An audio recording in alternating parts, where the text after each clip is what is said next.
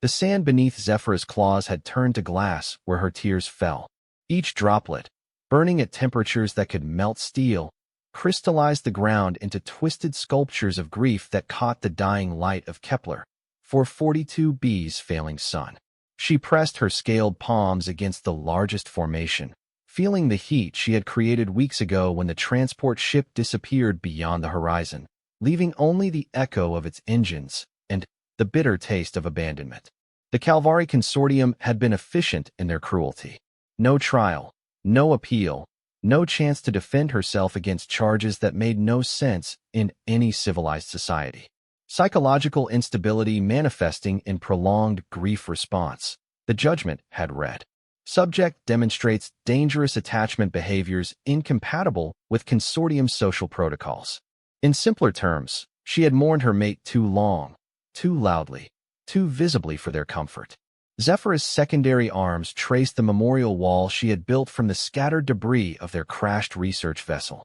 Each piece placed with reverence, each fragment a memory of Corvain. The consortium evaluators had called it obsessive. She called it love. The difference, apparently, was enough to exile her to this forgotten world at the edge of known space. The atmospheric processors were failing. She could taste the change in the air, feel the slow suffocation creeping in with each passing day. Kepler, 442b, had been a terraforming experiment, abandoned when the consortium found more profitable ventures. Now it served as a convenient dumping ground for their unwanted citizens. The irony wasn't lost on her that they had sent someone they considered mentally unstable to die on a world that the consortium itself had driven insane with neglect. Her stomach cramped with hunger. The emergency rations had run out 3 days ago. The synthetic protein generators had stopped working a week after that. She could survive longer than most species without food, thanks to her people's evolutionary heritage. But even Calvari had their limits. The mathematical certainty of her situation provided an odd comfort. Death would come not from the madness they accused her of, but from the simple biological reality of starvation. A sonic boom cracked across the sky like thunder, shaking dust from the ruins of the research station. Zephyra looked up, her triple-jointed neck rotating with serpentine grace to track the source. A ship was descending through the rust-colored atmosphere, its hull gleaming with an unfamiliar alloy that caught and refracted the sunlight in prismatic patterns. She had never seen a design like it.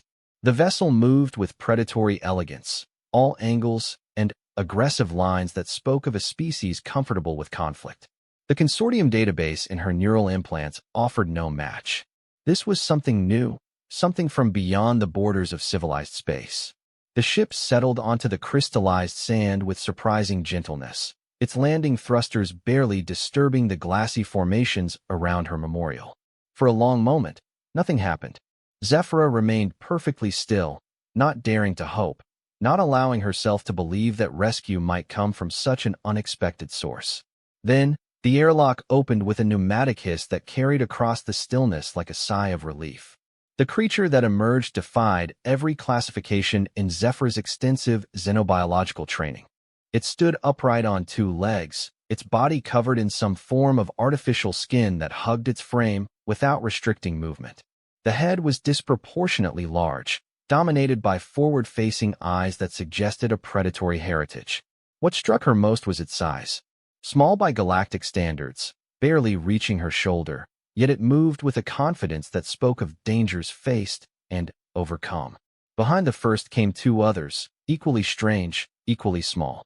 One appeared larger in mass, but shorter in height, its artificial skin bearing markings that might indicate rank or achievement. The third moved differently, with a fluid grace that suggested either advanced cybernetic enhancement or natural agility that rivaled the most accomplished Calvari dancers. They approached her memorial without weapons drawn, their movements deliberate but non-threatening. The lead creature stopped at what it apparently considered a respectful distance and made sounds that her universal translator struggled to process. The patterns were unlike anything in its linguistic database, full of hard consonants and flowing vowels that created a music all their own. "Greetings," the device finally managed, its voice uncertain. "We detected your distress beacon." Zephyr's throat closed with emotion she had thought exhausted.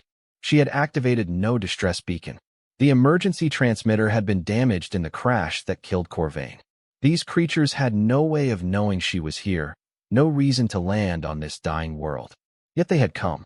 I sent no signal, she managed, her voice hoarse from days of silence. There is no reason for you to be here. The creatures exchanged glances, a communication so swift and subtle that her translator caught none of it. The lead one stepped closer, its strange eyes studying her with an intensity that should have been threatening, but somehow felt reassuring. We're humans, it said, as if that explained everything. I'm Captain Sarah Chun of the Earth vessel Defiant. We detected atmospheric distress patterns consistent with a failing terraforming system. Our protocols require investigation of potential survivors. Humans. The word meant nothing to her. Another species from the unexplored regions, apparently, one with protocols that demanded they risk themselves for strangers. Such behavior would be considered pathological by consortium standards. Mental instability manifesting as excessive altruism. They would fit right in with her on this world of the abandoned. You should leave, Zephyrus said, the words scraping against her throat like broken glass. This world is dying. There is nothing here worth saving. The human captain tilted its head in a gesture that somehow conveyed both understanding and disagreement. That's not how we see it, Chen replied. You're here. That makes it worth saving. The simple statement hit Zephyra with more force than any consortium judgment. Here were beings who had never met her, who knew nothing of her crime or her condemnation, who saw worth in her existence simply because she existed. The concept was so alien to her recent experience that she struggled to process it. I am considered mentally unstable by my people, she said, testing their reaction. Dangerous. That is why I was brought here. The second human, the one with the markings, made a sound that might have been laughter. Lady, if caring too much about people who matter to you is crazy, then we're the biggest lunatics in the galaxy. I'm Commander Jake Mitchell, by the way. Engineering Corps. The third human moved closer to examine her memorial wall, its movements careful and respectful. When it spoke, the voice was softer, carrying harmonics that suggested biological differences from its companions. These are beautiful, she said. You built this for someone special. Zephyr's breath caught. No one had called her memorial beautiful. The consortium evaluators had termed it disturbing, evidence of her inability to process loss in an acceptable manner. But this human saw something different, something that honored rather than condemned. My mate, Zephyra whispered. Corvain. We were researchers studying atmospheric decay when our ship failed. He died protecting our data, ensuring the research would survive even if we did not. I built this so he would be remembered. The human nodded slowly, a gesture that conveyed respect across species barriers. I'm Dr. Elena Vasquez. I study how people cope with loss. What you've created here isn't madness. It's love made visible. The words broke something inside Zephyra that had been holding back a flood of emotion she thought she had exhausted. Her tears began falling again, each drop sizzling against the sand, adding new crystal formations to the growing garden of her grief. But, for the first time since Corvain's death, she was not crying alone. Captain Chen stepped forward, her expression gentle. We have food, medical supplies, and a proposition for you. Our ship needs a xenobiologist for a long-range exploration mission. The pay is terrible, the hours are worse. And we're heading into uncharted space where we'll probably find nothing but trouble. Why would you offer this to me? Zephyr asked. You know nothing of my qualifications, my skills, my background beyond what I have told you. We know you survived alone on a dying world for weeks, Commander Mitchell said. We know you honored your mate's memory despite being punished for it. We know you tried to warn us away, even though we're your only hope of rescue. Lady, those are exactly the qualifications we look for. Dr. Vasquez approached the memorial wall, her hands hovering over the crystallized formations without touching. We also know that grief shared is grief halved, and purpose shared is purpose doubled. You've had too much of the first, and not enough of the second.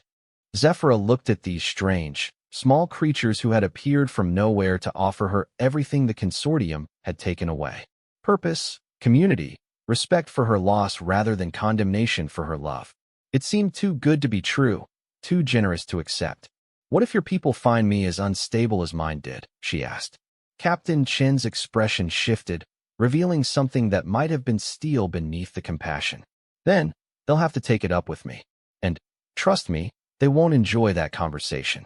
The fierce protectiveness in the human's voice stirred something in Zephyra that had been dormant since her exile. Hope. Dangerous, fragile, precious hope. She looked again at her memorial wall, at the crystallized tears that caught and scattered the dying light of this forgotten world. Corvain would want her to live. More than that, he would want her to find meaning in living, to use their research for something greater than a monument to loss. These humans offered that chance, offered a future that honored the past without being imprisoned by it. "I accept your offer," she said, her voice stronger than it had been in weeks. "But I have one condition." The humans exchanged glances again, that swift communication that spoke of long partnership and shared understanding. Captain Chen nodded. "Name it. I want to take samples from my memorial." The crystalline formations contain trace memories of our research data, encoded in the molecular structure of my tears. If your mission truly explores uncharted space, this information could prove valuable. Dr. Vasquez's eyes widened with what Zephyra was learning to recognize as human excitement. Biochemical data storage using emotional crystallization? That's brilliant. Not brilliant, Zephyra corrected gently. Just Gree, the medical bay of the Defiant, hummed with technology that Zephyra had never encountered. Dr. Elena Vasquez moved around her with practiced efficiency, scanning devices, creating holographic displays that showed her physiology in intricate detail. The human's excitement was palpable as each scan revealed new information about Calvari biology. "Your cellular structure is fascinating," Elena murmured, adjusting the scanner's frequency. "The thermal regulation system alone could revolutionize how we approach extreme environment exploration. And these secondary neural clusters in your arms, they're like distributed processing units." Zephyra flexed her forearms experimentally, watching the displays respond to her movements. "Most species find our anatomy disturbing. The consortium medical staff always seemed uncomfortable during examinations." Elena looked up from her readings, her expression genuinely puzzled. "Why would they be uncomfortable? This is beautiful work by evolution. You're perfectly adapted for collaborative research, with independent processing capabilities and environmental resilience that most species can only dream of achieving through technology." The casual admiration in the human's voice was something Zephyra was still learning to process. During her weeks of exile, she had begun to internalize the consortium's judgment, to see herself as the broken thing they claimed she was.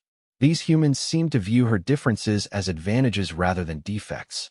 "Your people seem remarkably accepting of variation," Zephyra observed, settling back as Elena's scanners documented her cardiovascular system. "Most advanced civilizations develop strict behavioral norms. Maybe that's why most advanced civilizations stagnate," Elena replied.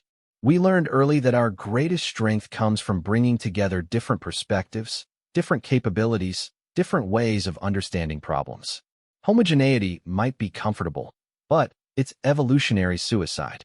A soft chime indicated that Captain Chun was requesting entry to the medical bay.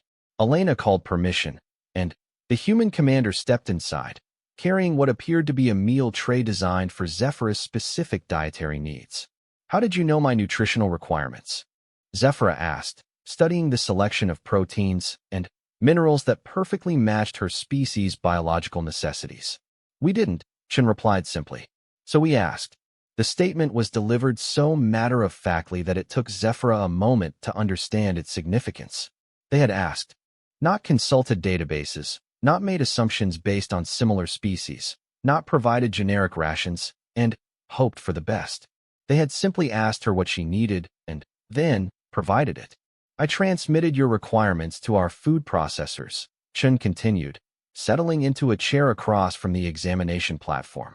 "Commander Mitchell has been experimenting with variations that might be more appealing than standard nutritional supplements.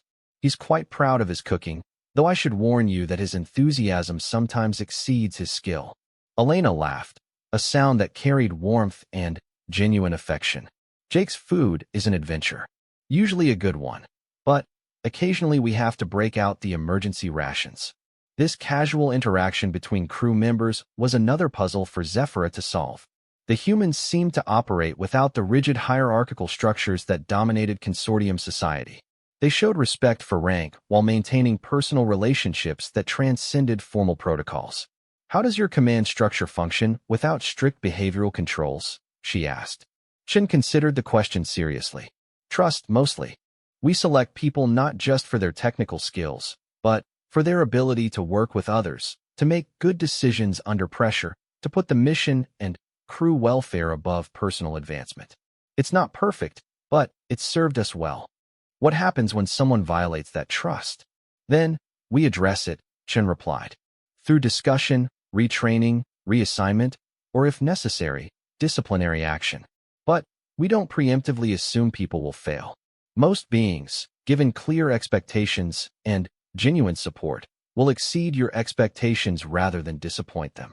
The philosophy was so alien to consortium thinking that Zephyra struggled to imagine how it could work in practice. Her people's society was built on the assumption that individuals would pursue personal interests at the expense of collective good unless prevented by rigid controls. These humans seemed to operate on the opposite assumption. You took tremendous risk bringing me aboard, she said. I could be dangerous, unstable, everything the consortium claimed. Could be, Elena agreed, reviewing her scan results. But the evidence suggests otherwise. Your stress responses are elevated, consistent with trauma and prolonged isolation, but your cognitive patterns show remarkable stability. Whatever the consortium's criteria for mental health, they don't align with any psychological framework I recognize.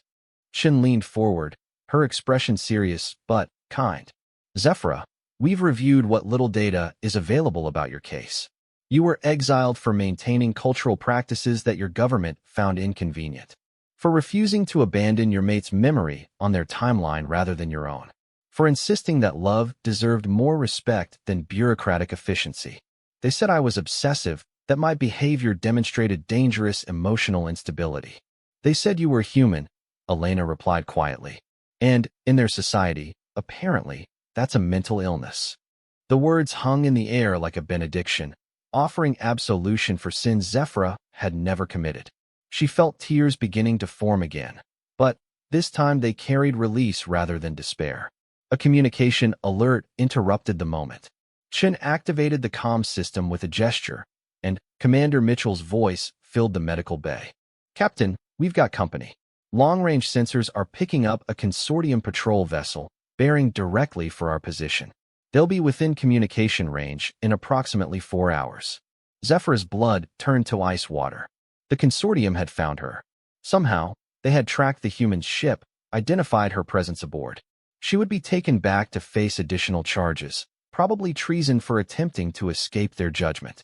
Worse, these kind humans would face interrogation, possible imprisonment for interfering with consortium justice. They cannot find me here, she said, rising from the examination table with urgent desperation. You must put me on an escape pod. Let me surrender myself before they reach your ship. I will not allow my presence to endanger you. Chen's response was immediate and firm. Absolutely not. You do not understand the consortium's power, Zephyr insisted. They have treaties with dozens of species, military alliances that could crush Earth's forces without effort. They will demand my return, and they will consider your refusal an act of war. Let them, Elena said quietly, her voice carrying a steel that matched her captain's. We don't abandon family. The casual use of the word family struck Zephyra like a physical blow.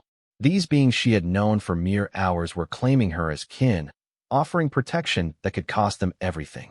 Such loyalty defied every rational calculation of risk and benefit. I have been among you less than a day, she protested. You owe me nothing.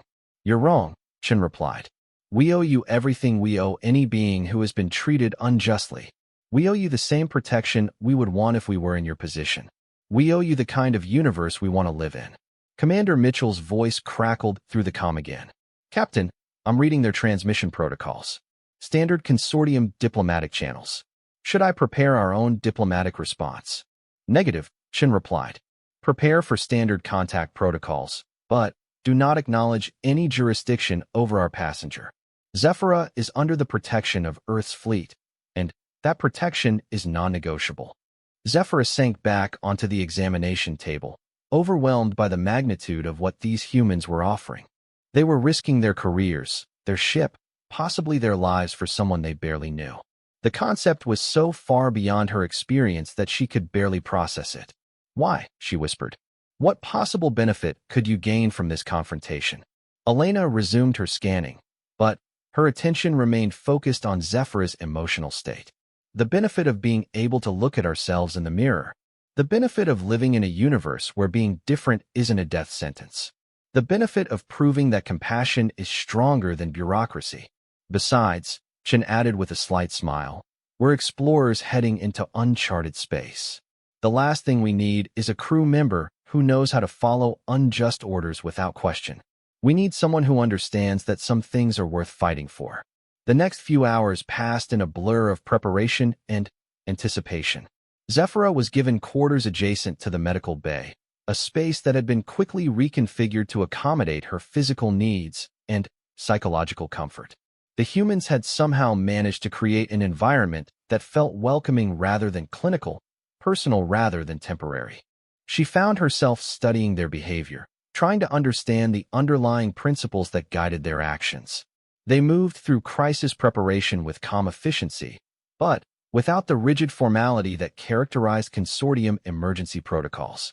They consulted with each other freely, shared concerns and suggestions without regard for rank hierarchy, treated the upcoming confrontation as a problem to be solved rather than a fate to be endured. Most surprising was their attitude toward her own involvement. Rather than sequestering her away from sensitive information, they included her in their planning discussions. They asked her opinion about consortium tactical doctrine, sought her advice on diplomatic protocols, treated her expertise as valuable rather than suspect.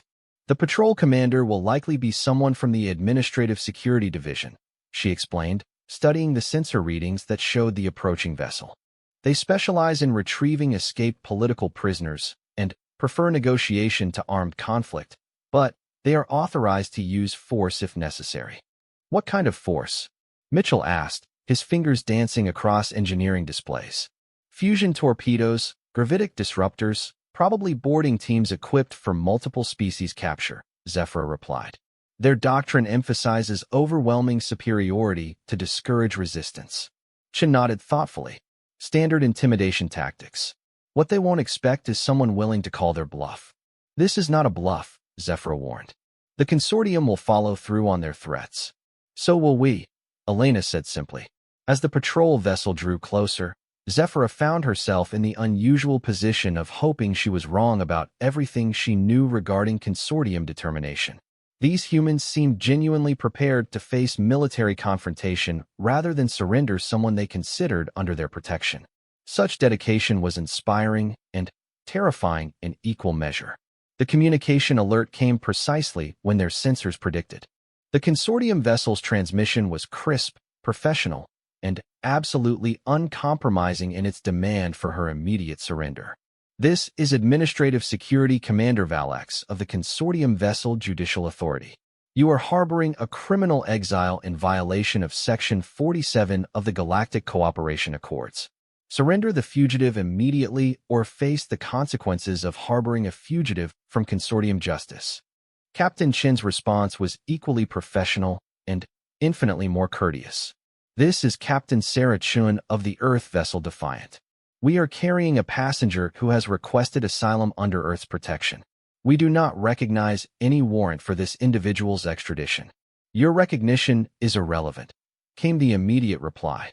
The fugitive was lawfully exiled for psychological instability and poses a danger to galactic security.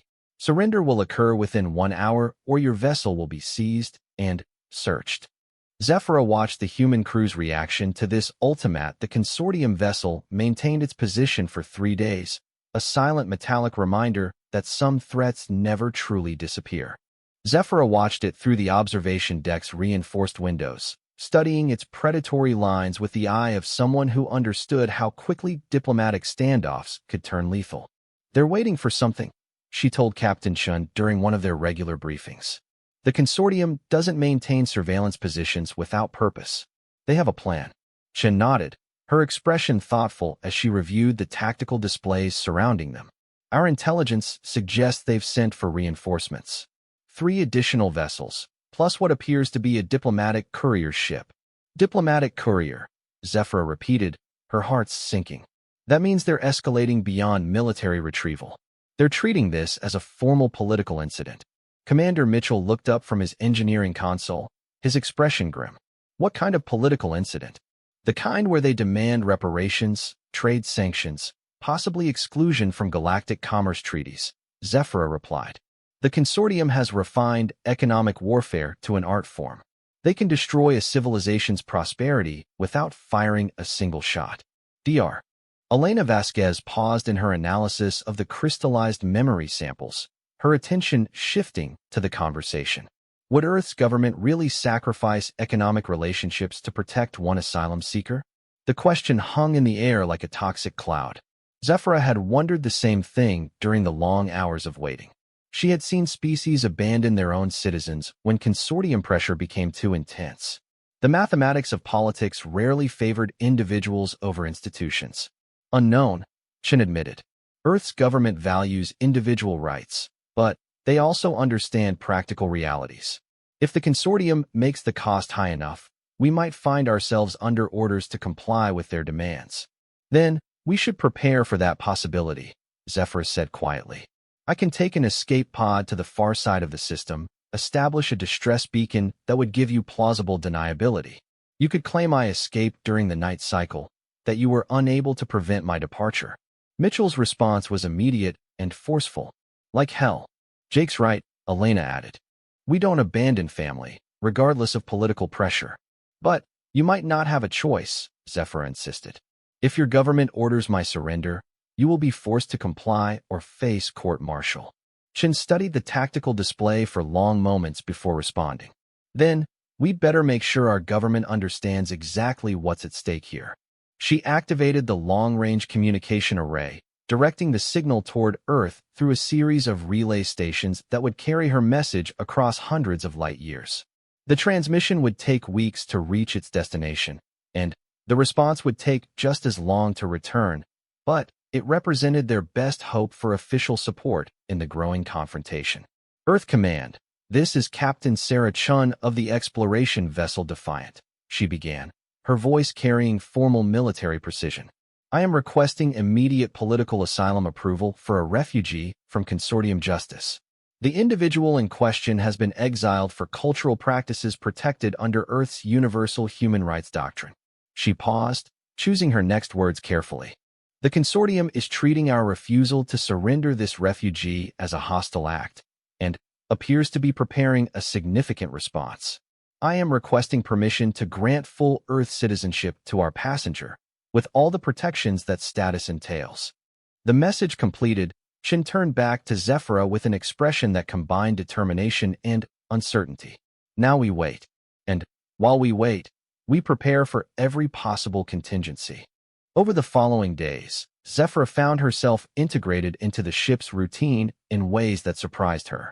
Instead of confining her to quarters or restricting her access to sensitive areas, the crew included her in their daily operations. She assisted Elena with scientific research, helped Mitchell with engineering diagnostics, and even joined Chun for tactical planning sessions.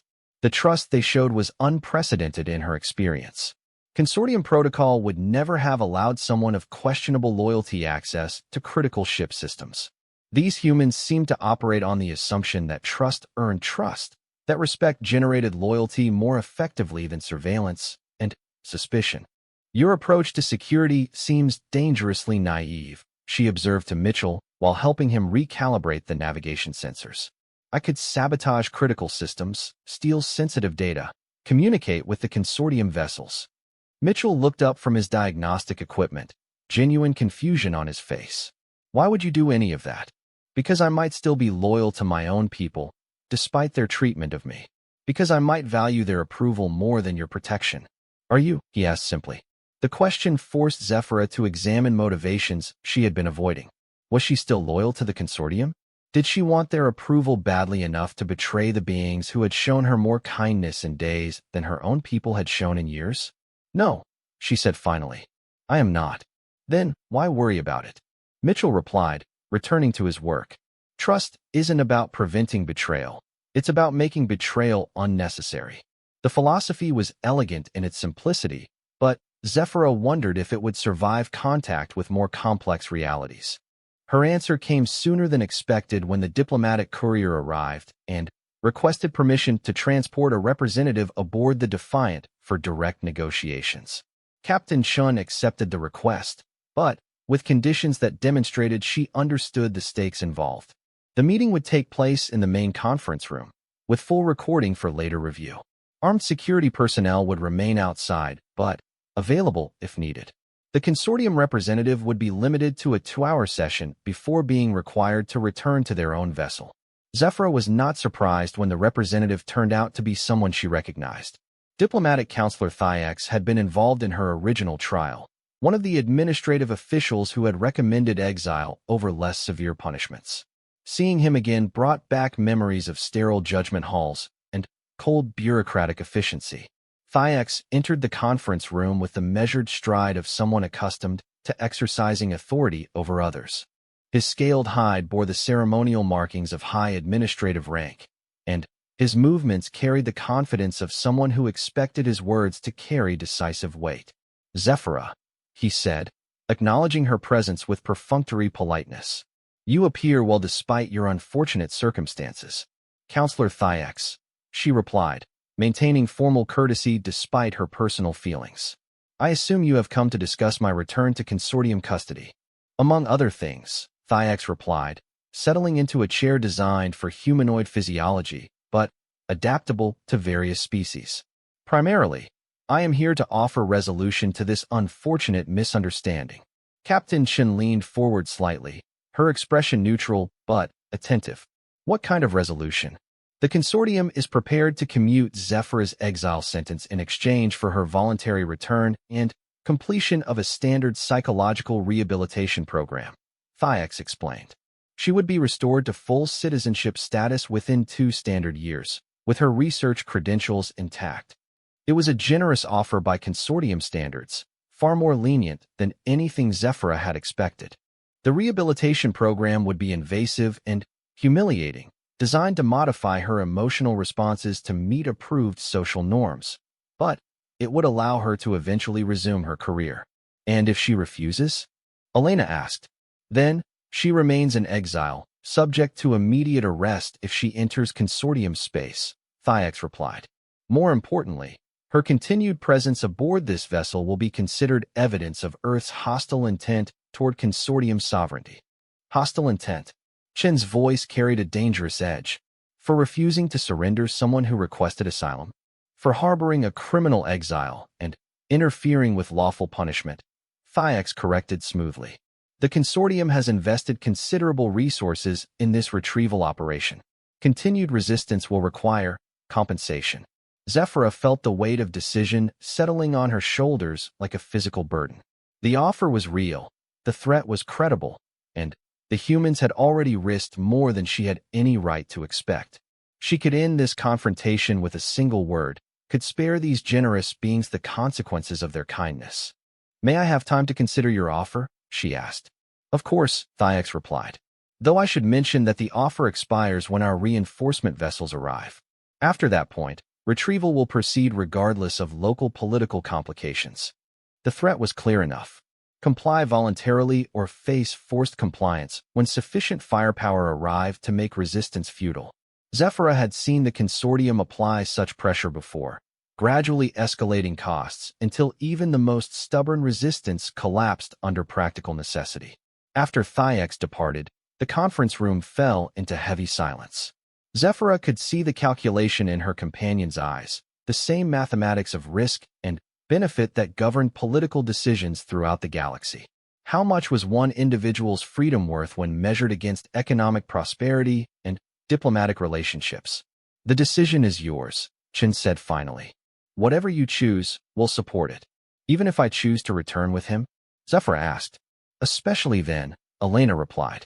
Freedom includes the freedom to make choices others might not agree with.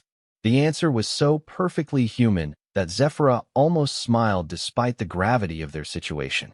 These beings had discovered something that the consortium's massive bureaucratic apparatus had never grasped. True loyalty could not be commanded or coerced. It could only be inspired through trust, respect, and the knowledge that one's choices would be honored even when they carried personal cost. But there was still the practical reality to consider. Earth was one planet among thousands, humanity one species among hundreds. The consortium commanded resources that could dwarf entire solar systems, influence that could isolate any civilization that defied their will. Was individual freedom worth the price that resistance might demand? Zephyra spent the night cycle reviewing her options, weighing personal desire against collective consequence. She wandered the ship's corridors, observing how the crew continued their duties despite the external pressure. They maintained their routines, their camaraderie, their essential humanity in the face of threats that could destroy everything they were building. She found her answer in the engineering section, where Commander Mitchell was working a double shift to ensure all systems remained at peak efficiency. He noticed her presence, but continued his work, offering companionable silence rather than unwanted conversation. "Do you regret rescuing me?" she asked finally. Mitchell looked up from his diagnostic panel, his expression genuinely puzzled. "Why would I regret doing the right thing?" "Because the right thing might cost you everything you value." "Zephyra," he said gently, setting aside his tools to give her his full attention. "Everything we value is based on the idea that beings should be free to live according to their own consciences, not someone else's convenience. If we abandon that principle to avoid consequences, we've already lost everything that matters." She nodded slowly, understanding finally why these humans inspired such fierce loyalty among their crew.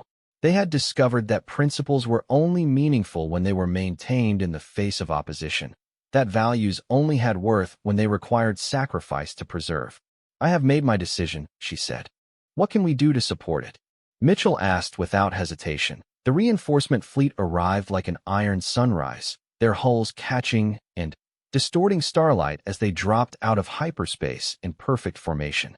Zephyra counted 12 vessels, ranging from patrol corvettes to a massive dreadnought that bristled with weapons systems capable of sterilizing entire worlds. The consortium had brought enough firepower to emphasize their seriousness about retrieving one allegedly unstable exile.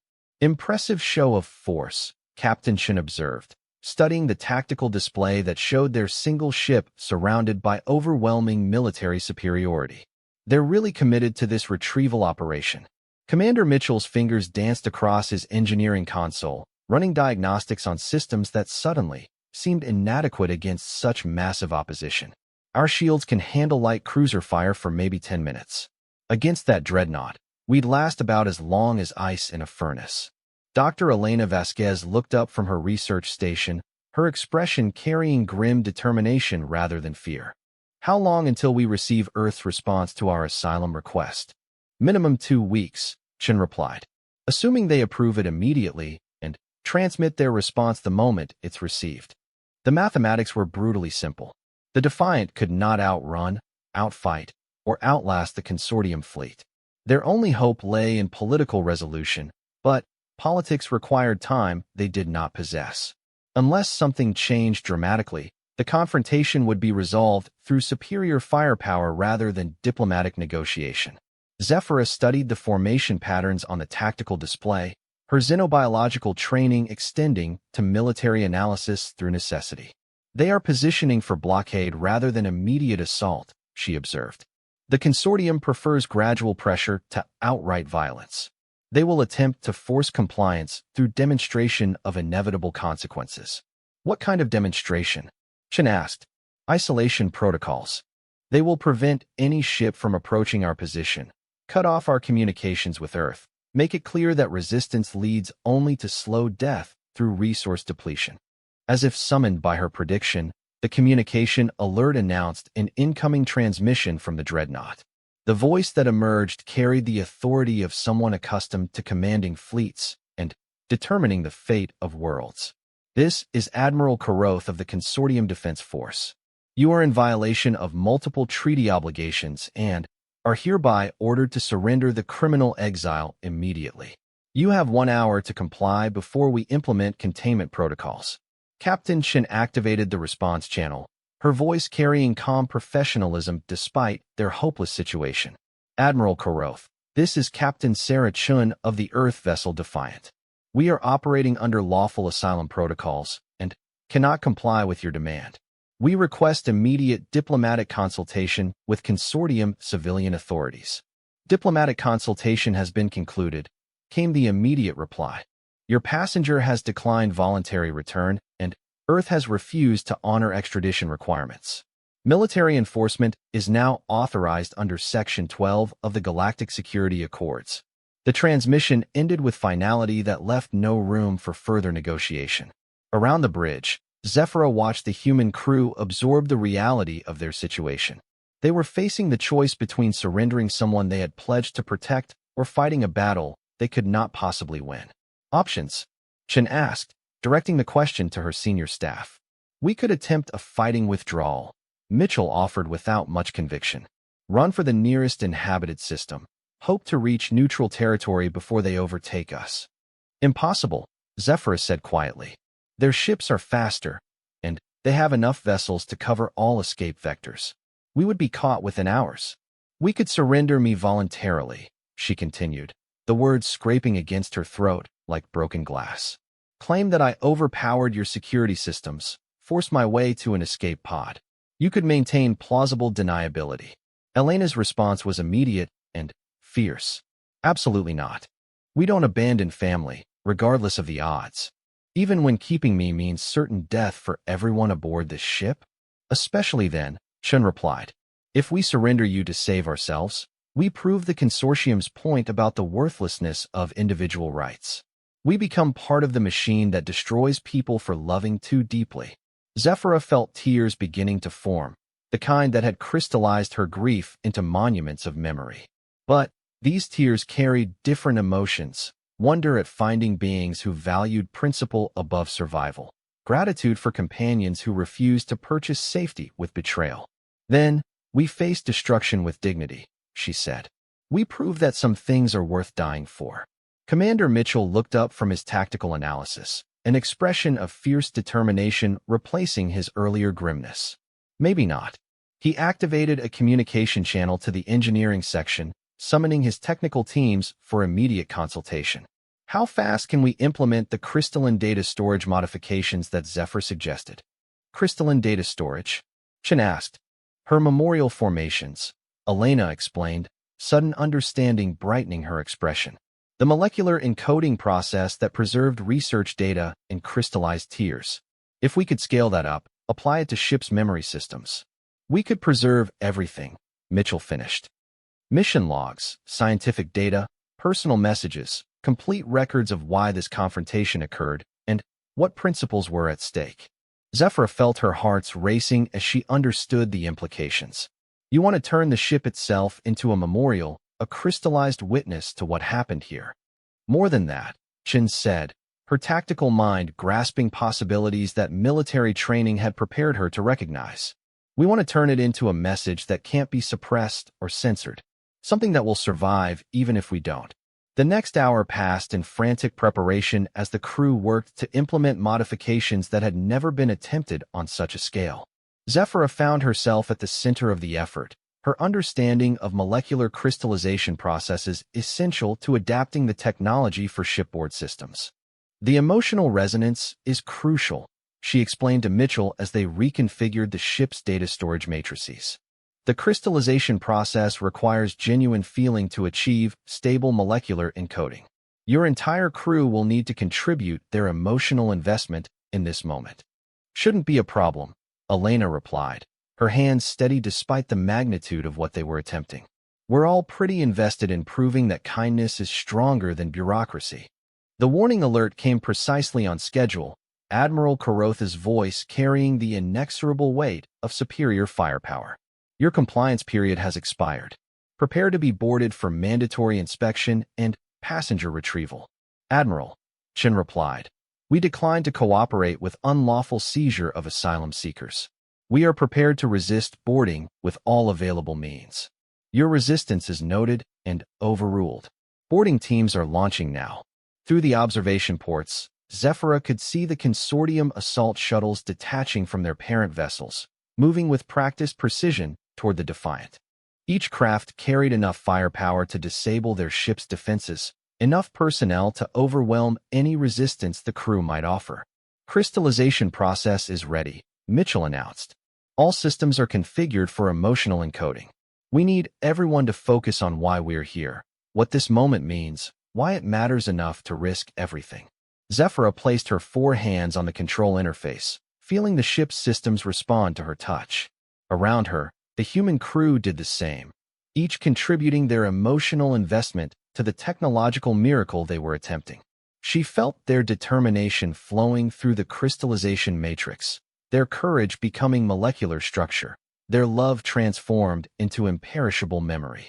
"Remember Corvain," she whispered, thinking of her mate who had died protecting research that might benefit the galaxy.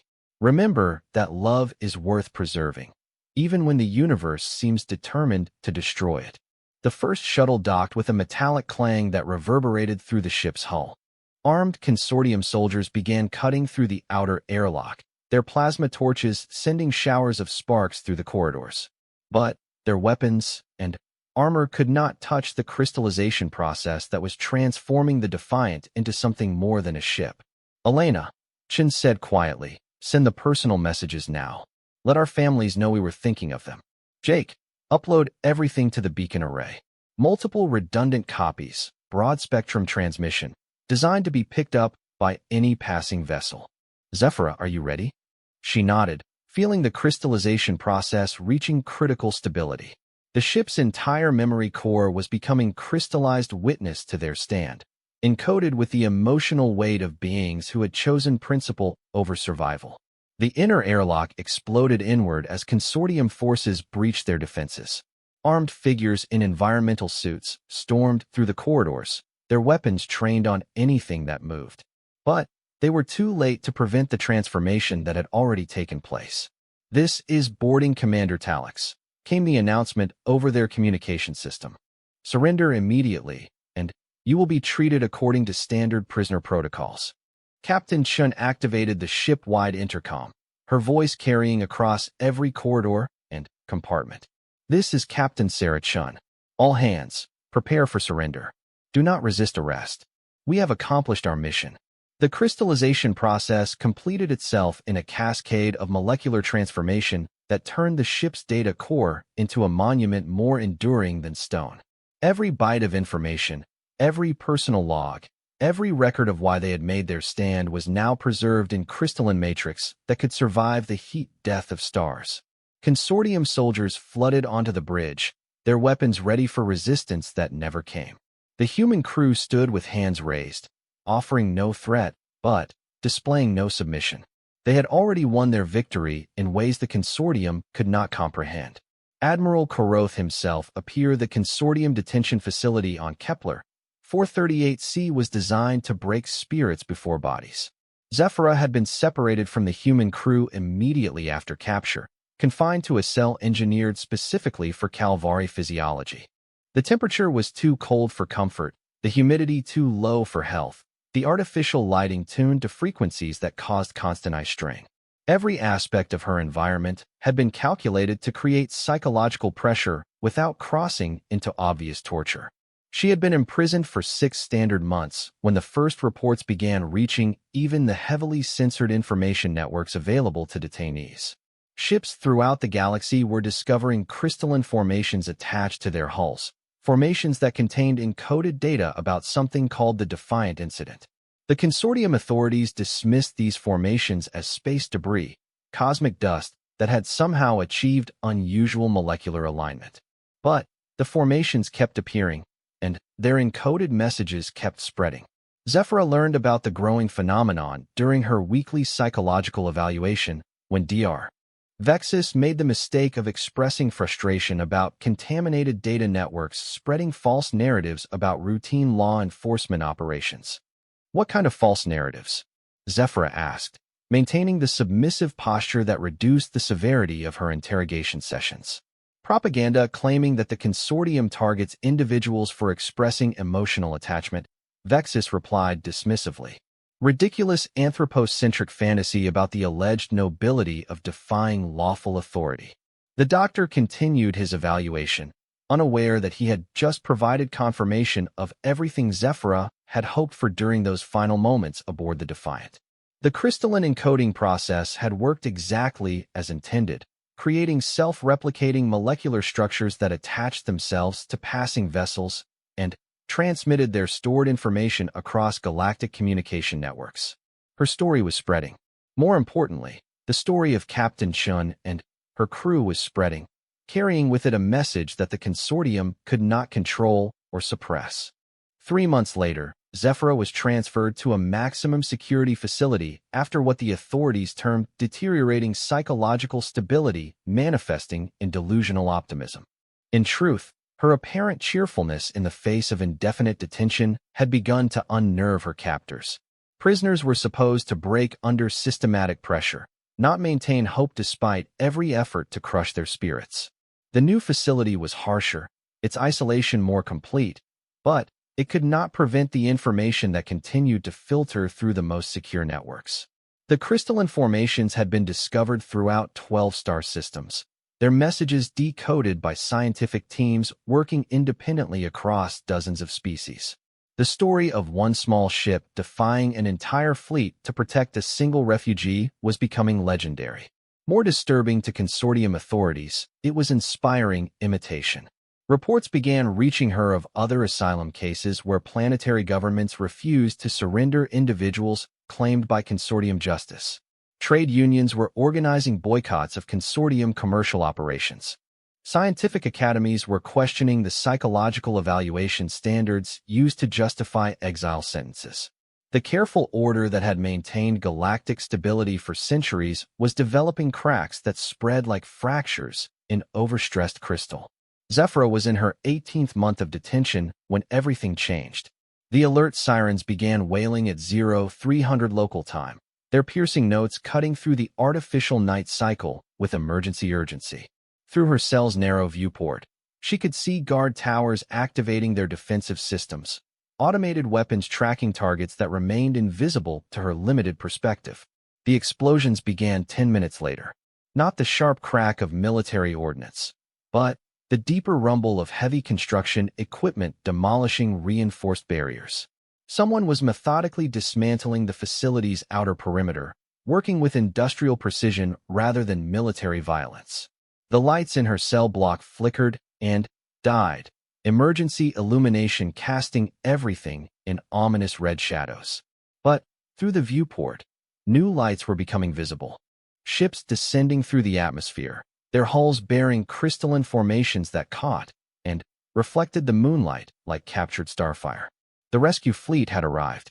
Zephyra pressed herself against the viewport, straining to see details of the vessels that were systematically reducing the detention facility's defenses to scrap metal and vapor. She recognized the design philosophy immediately, though she had never seen ships like these before. They moved with the same confident aggression as the Defiant, carried the same assumption that superior firepower should serve moral authority rather than bureaucratic convenience. The rescue teams that eventually reached her cell wore environmental suits marked with Earth's insignia, but their faces represented a dozen different species. Humans, yes, but also Altarians, vegan colonies, even a few individuals who appeared to be rogue consortium citizens. The crystalline formations had done more than spread a story. They had created a coalition. Dr. Zephyra? The lead figure asked, her voice carrying the same warm professionalism that Zephyra remembered from Captain Chun. I'm Commander Maria Santos, Earth Liberation Corps. We're here to take you home. Home? Zephyra asked, not certain she understood the concept anymore. Earth, Santos replied simply. Your citizenship was approved 14 months ago. We've been looking for you ever since. The rescue proceeded with military efficiency that left no time for extended conversation. Zephyra was provided with an environmental suit and escorted through corridors filled with the aftermath of systematic demolition. The detention facility's guards had apparently offered minimal resistance, preferring discretion to valor when confronted with overwhelming force applied by beings who had no patience for bureaucratic protocol. As they reached the evacuation point, Zephyra caught sight of other prisoners being led to freedom. Political exiles, religious dissidents, scientists who had asked inconvenient questions, artists who had created unapproved beauty. The rescue operation had liberated the entire facility, transforming a monument to institutional control into evidence of institutional failure. "How many ships?" she asked Santos as they boarded the transport vessel. 47 in the immediate rescue fleet, Santos replied. 300 more providing tactical support and evacuation coordination. 17 species contributed vessels to the operation. Apparently, your story resonated with more people than the consortium anticipated. The transport lifted away from the burning ruins of the detention facility, climbing toward a command vessel that dwarfed even consortium dreadnoughts. As they approached the docking bay, Zephyra could see the massive ship's hull was covered in crystalline formations, countless memorial structures that turned its surface into a glittering constellation of preserved memory. "Welcome aboard the Defiant Memorial," Santos said, noticing the direction of her gaze. "We thought Captain Chen would appreciate the name." The docking bay was filled with beings she had never expected to see again. Dr. Elena Vasquez rushed forward to greet her, followed by Commander Jake Mitchell, both wearing Earth military uniforms that bore new rank insignia. Their faces carried the changes that came from months of hard experience, but their expressions showed the same warmth that had rescued her from Kepler 442b.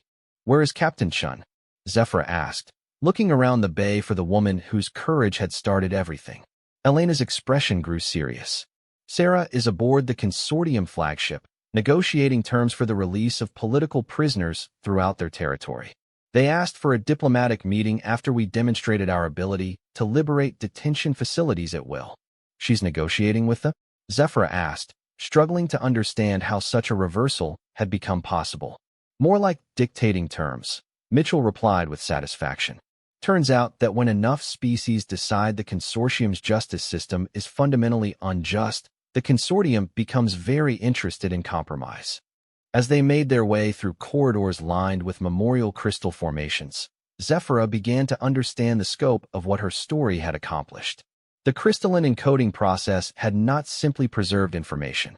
It had created a self-replicating network of truth that spread faster than official censorship could contain it. Every ship that encountered the formations became a carrier for the encoded memories. Every scientific team that studied the molecular structure discovered the emotional resonance that made the encoding possible. Every individual who learned about the Defiant's last stand began to question whether institutional authority deserved automatic respect. The consortium's greatest strength had become their greatest weakness. Their vast network of trade relationships, diplomatic agreements, and cultural exchanges had provided perfect distribution channels for a message they could not control. "The preliminary negotiations are almost complete," Elena explained as they entered what appeared to be a massive command center.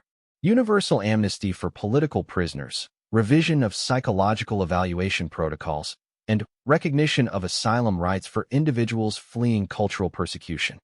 "The consortium agreed to this?" Zephyra asked in amazement. "They didn't have much choice," Mitchell replied. "When 17 species simultaneously withdraw from your trade networks and start liberating your detention facilities, you either negotiate or face economic collapse followed by military defeat."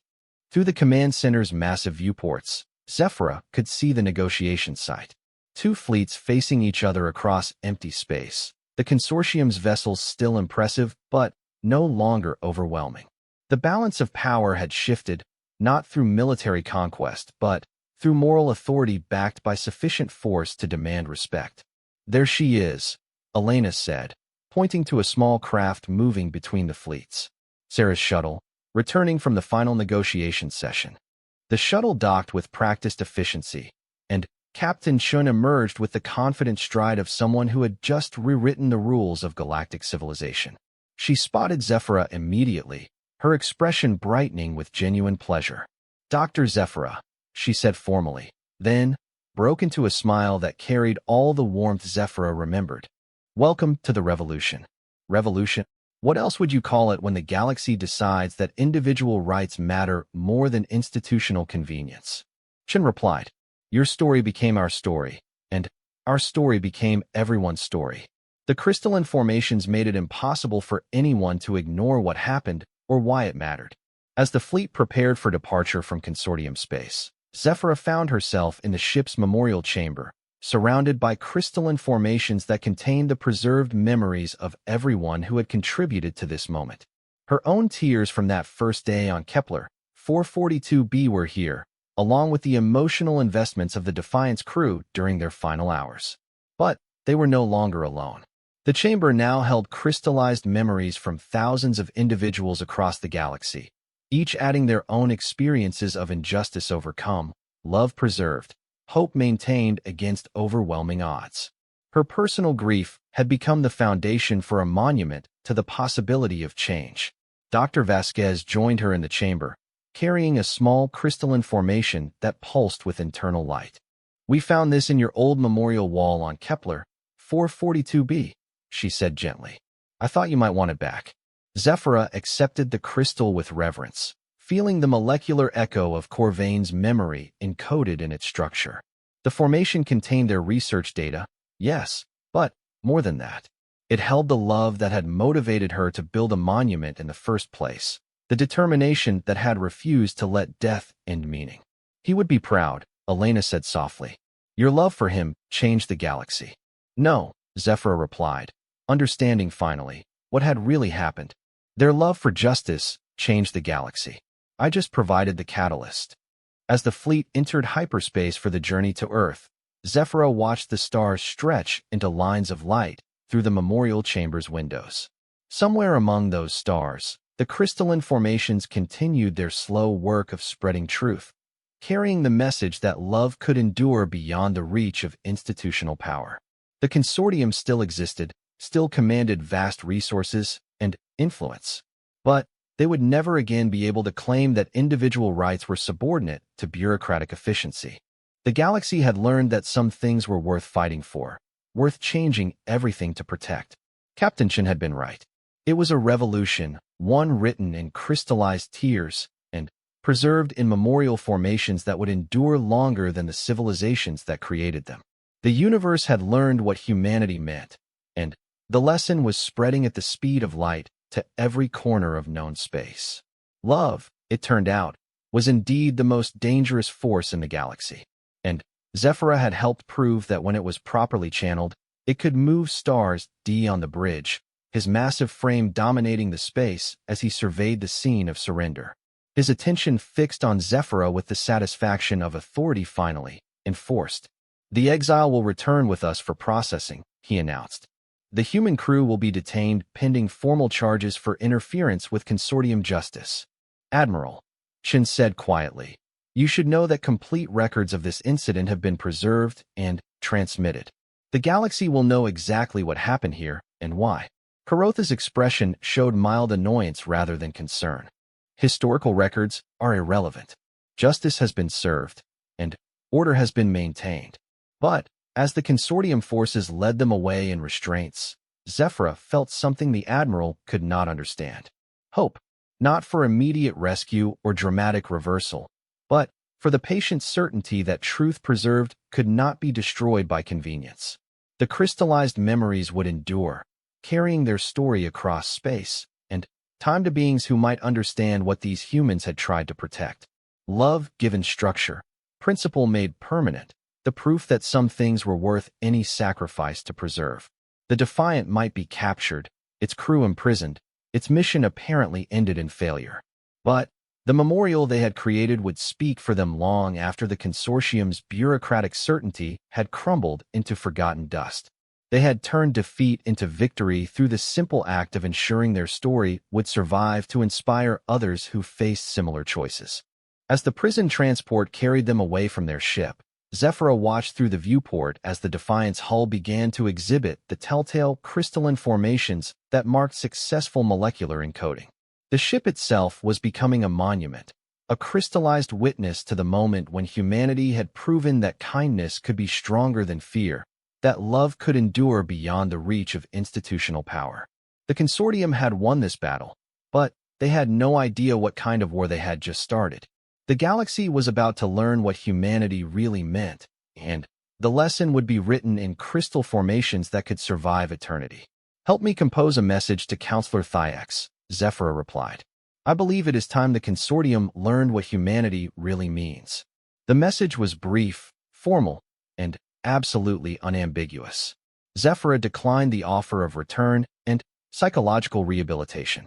She claimed asylum under Earth's protection and formally requested full citizenship status. She expressed gratitude for the consortium's educational opportunities while politely declining their continued oversight of her emotional development. Thyax's response came within hours, carrying the cold fury of bureaucratic authority challenged by inconvenient principles. This decision is regrettable but not unexpected. His transmission began. Criminal exiles often develop attachment disorders that prevent rational decision-making. The consortium will remember this incident when future cooperation agreements are negotiated. Captain Chin's reply was equally formal and infinitely more courteous. The consortium's concerns are noted and will be forwarded to appropriate diplomatic authorities. Earth looks forward to continued peaceful relationships based on mutual respect for individual rights and legal sovereignty. The dance of diplomatic language could not disguise the fundamental reality. Two incompatible philosophies had collided, and neither side was prepared to compromise their essential principles. The consortium would not abandon their claim to universal jurisdiction over their former citizens. Earth would not surrender someone who had requested protection under their laws. What remained was the practical question of which side possessed sufficient resolve to enforce their position when the reinforcement vessels arrived and transformed diplomatic standoff into military confrontation. Zephyra found herself hoping that human stubbornness was as formidable as human kindness had proven to be. With fascination. Instead of fear or anger, their expressions showed what could only be described as anticipation. They seemed almost eager for the consortium to follow through on their threats. Commander Valax, Chin replied, her voice carrying a tone that suggested infinite patience with limited tolerance. I'm afraid you've made an error in your threat assessment. Let me clarify our position for you. She paused, allowing her words to register across the communication channel. When she continued, her voice carried the quiet confidence of someone who held the winning hand in a high-stakes game. Zephyra of the Calvari is now a citizen of Earth, with all the rights and protections that entails. Any attempt to seize her will be considered an act of war against humanity. Any attempt to board our vessel will be met with deadly force. Any continued harassment will result in a full diplomatic protest filed with every species that maintains embassy relations with Earth. You are one ship, the consortium commander replied, but Zephyra detected something that might have been uncertainty in the transmission. We have the authority and firepower to enforce consortium law. You have one ship, Chin corrected gently. We have something more valuable. We have the moral authority of beings who refuse to abandon their own, and the righteous anger of people who've watched one bureaucracy too many destroy someone for the crime of loving too deeply. The transmission went silent for long moments. Zephyra found herself holding her breath, waiting to see whether human determination could match consortium bureaucratic certainty. Around her, the crew maintained their positions with relaxed alertness, ready for whatever might come but unafraid of the consequences. When the response finally came, it carried a different tone entirely. This matter is not concluded, Captain Chun. The consortium will remember this interference. So will we, Commander Valax, Chin replied. So will we. Given purpose. Commander Mitchell was already moving toward their ship, speaking into a communication device. I'll prep the sample containers and biosecure storage. Chun, we should move fast. The atmospheric readings are getting worse. As if summoned by his words, a dust storm began forming on the horizon, the dying atmosphere's last gasps painting the sky in shades of amber and rust. Zephyra moved among her memorial formations, selecting the most data-rich specimens with practiced efficiency. Each piece she chose represented not just scientific information, but a moment of loss transformed into a tool for discovery. The humans worked around her with seamless coordination, their movements economical and purposeful. She noticed how they gave her space to grieve while still making their preparations, how they honored her process without rushing her through it. Such sensitivity was rare even among her own people, rarer still among strangers. As the storm approached, Zephyra took one last look at the memorial wall she was leaving behind. The remaining formations would weather the coming atmospheric collapse, she knew. They would endure long after Kepler. For 42B's final breath, crystallized witnesses to a love that had defied institutional judgment. "Ready?" Captain Chen asked softly. Zephyra nodded, her sample containers secure, her grief transformed but not abandoned. She was trading one kind of memorial for another, one that honored Corvain not through static remembrance, but through active exploration of the universe they had studied together. As she followed the humans toward their ship, she felt something she had not experienced since her mate's death. Not happiness, not yet, but the possibility of happiness. The chance to discover that love given purpose could be stronger than love lost in isolation. The Defiance airlock closed behind them as the storm reached the memorial site, its fury impotent against the crystallized markers of loss and hope. Through the ship's viewports, Zephyra watched her former prison disappear into the swirling darkness, taking with it the last physical connection to her exile. But not her last connection to Corvain.